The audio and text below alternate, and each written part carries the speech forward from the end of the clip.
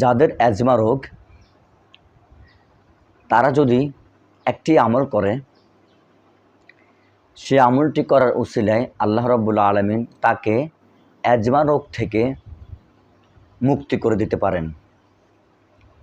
এবং যারা এই অ্যাজমা রোগে ভুগেছেন, এরকম অসংখ্য মানুষ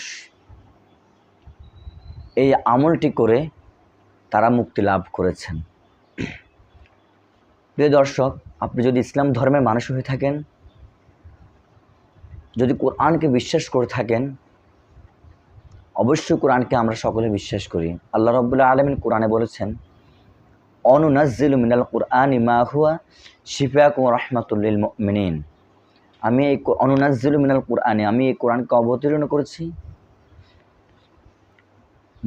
অনুনাজ্জিলু মিনাল কুরআনি মা হুয়া শিফাকুম, আমি এই কোরআনকে অবতীর্ণ করেছি মানব জাতির শেফার জন্য, রোগের আরোগ্যের জন্য। ও রাহমাতুল লিল মুমিনিন, এবং যারা মুমিন রয়েছে তাদের জন্য এই কোরআন মাজিদ রহমত। প্রিয় দর্শক, অ্যাজমার বিষয়ে একটি আমল রয়েছে। যদি এই আমলটি কোনো মানুষ করে, আল্লাহর রহমতে সেই অ্যাজমা রোগ থেকে আল্লাহ তাকে রক্ষা করবেন। সেই আমলটি হচ্ছে সূরাতুল বাকারার 285 নম্বর আয়াত ও 286 নম্বর আয়াত। আমি আবারও বলছি, সূরাতুল বাকারার 285 নম্বর আয়াত ও 286 নম্বর আয়াত। কোরআন মাজিদের প্রথম সূরা হচ্ছে সূরাতুল বাকারাহ। এই সূরাতুল বাকারাহ প্রথম সূরা সূরাতুল ফাতিহা, এরপর সূরাতুল বাকারাহ প্রথম পারার মধ্যে, তো আমরা সকলে জানি।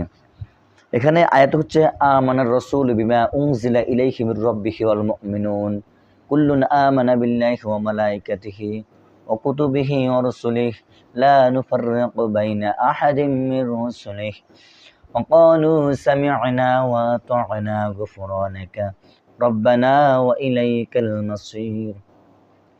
لا يكلف الله نفسا إلا وسعها لها ما كسبت وعليها ما اكتسبت ربنا لا تؤاخذنا إن نسينا أو أخطأنا ربنا ولا تحمل علينا إصرا كما حملته على الذين من قبلنا ربنا ولا تحملنا ما لا طاقة لنا به واعف عنا واغفر لنا وارحمنا أنت مولانا فانصرنا على القوم الكافرين। প্রিয় দর্শক, কোনো ব্যক্তির যদি অ্যাজমা রোগ হয়ে থাকে, তাহলে এই কোরআনের এই দুইটি আয়াত সে একটি কাগজের মধ্যে লিখবে, একটি কাগজের মধ্যে লিখে গলার মধ্যে ঝুলিয়ে রাখবে।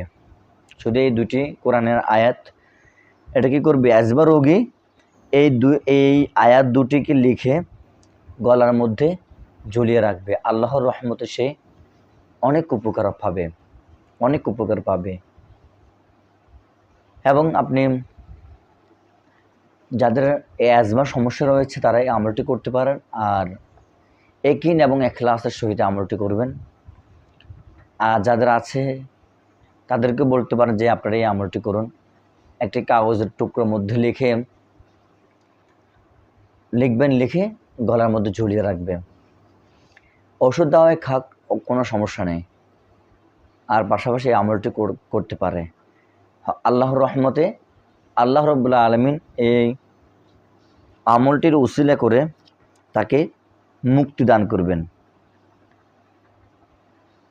এবং আরেকটি আমল হচ্ছে আয়াতুল কুরসি। 3 নম্বর পারার 1ম নম্বর পৃষ্ঠা আয়াতুল কুরসি লিখতে হবে। আয়াতুল কুরসি আল্লাহু লা ইলাহা ইল্লাহু আল হাইয়ুল কাইয়্যুম থেকে শুরু করে খালিদুন পর্যন্ত লিখে অসুস্থ লোকের গলায় ঝুলালে আল্লাহর রহমতে ইনশাআল্লাহ রোগ চলে যাওয়ার সম্ভাবনা বেশি আছে। অর্থাৎ হয়তোবা এই আমল উসিলায় আল্লাহ রাব্বুল আলামিন মাফ করে দিতে পারেন।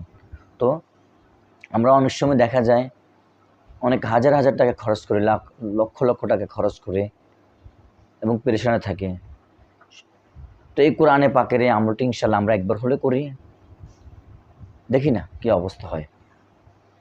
এই একদিনে এখলাসের সহিত আমলটি করুন, ইনশাআল্লাহ আল্লাহর রহমতে এই কোরআনে পাকের আয়াতের উসিলা করে আল্লাহ রাব্বুল আলামিন হয়তো বা আপনার এই অ্যাজমা রোগ থেকে আল্লাহ রাব্বুল আলামিন চিরদিনের জন্য, যতদিন আপনি দুনিয়াতে বেঁচে আছেন ততদিন পর্যন্ত আল্লাহ রাব্বুল আলামিন এ থেকে আপনাকে রক্ষা করবেন। প্রিয় দর্শক, নতুন হলে চ্যানেলটি সাবস্ক্রাইব করবেন, লাইক করবেন, কমেন্টে আপনার মতামত জানিয়ে দেবেন। আসলে এই যে আপনাদের ভিডিওটা কেমন লেগেছে বা কোন টপিকের কোন আলোচনা আপনারা চান। আল্লাহ হাফেজ।